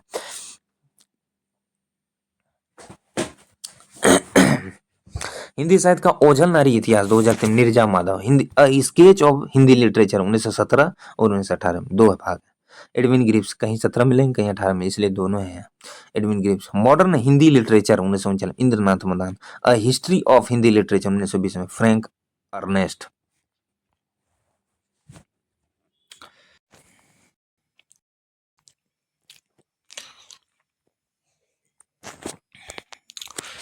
हिंदी साहित्य का प्रवृत्ति परक इतिहास 1996 ईस्वी में सभापति मिश्र। हिंदी साहित्य का दूसरा इतिहास 1996 ईस्वी में डॉक्टर बच्चन सिंह। थोड़ा पानी पड़ रहा है, बारिश हो रही है दोस्तों, इसलिए मौसम थोड़ा चेंज हो गया है, इस वजह से थोड़ा गला वला फंस रहा है। मैं सोच रहा था कि आज पूरा क्लास एक ही क्लासेस में ले लूं, लेकिन देखता हूँ। हिंदी साहित्य का दूसरा इतिहास 1996 ईस्वी में डॉक्टर बच्चन सिंह। हिंदी साहित्य का ओझल नारी इतिहास, बहुत इंपॉर्टेंट है, 2013 में नीरजा माधव। 2013 ईस्वी में हिंदी साहित्य का ओझल नारी इतिहास। ओझल का मतलब क्या होता है ये भी इम्पोर्टेंट है, मैं बताना चाहता हूँ, लेकिन थोड़ा देखता हूँ, इसको कंप्लीट कर लेता हूँ। इसके बाद a sketch on Hindi literature. A sketch of है, यहाँ ऑन लिखा गया है। A sketch of Hindi literature 1917 या फिर 1918, दोनों मिलेंगे, दोनों एक साथ नहीं मिलेंगे, जो मिलेंगे मार दीजिएगा। 17 मिलेंगे, 18 नहीं रहेंगे, 18 रहेंगे, 17 नहीं। Edwin Greaves. The modern Hindi literature, यहाँ द है छूट गया। मॉडर्न हिंदी लिटरेचर 1939 में Indranath Madan. A history of Hindi literature 1920 में फ्रैंक आर्नेस्ट। तो देखिए दोस्तों, मैं सोच रहा था कि अभी मैं आप लोगों का क्लास ले लेता हूँ, लेकिन क्या बोलूँ, थोड़ा मेरा गला में प्रॉब्लम हो गया है, बोलने में दिक्कत होगा, तो देखता हूँ ये क्लास के बाद मैं अगले क्लासेस ले लूँगा आप लोगों के लिए। तो आज का क्लास मैं यही समाप्त करता हूँ, और यहाँ से जो क्लासेस 14 की जो होगी आगे, ये कल मैं आप लोगों को लेकर के आता हूँ। तो आज का क्लासेस कैसा रहा आप ज़रूर हमें बताइए कमेंट करके।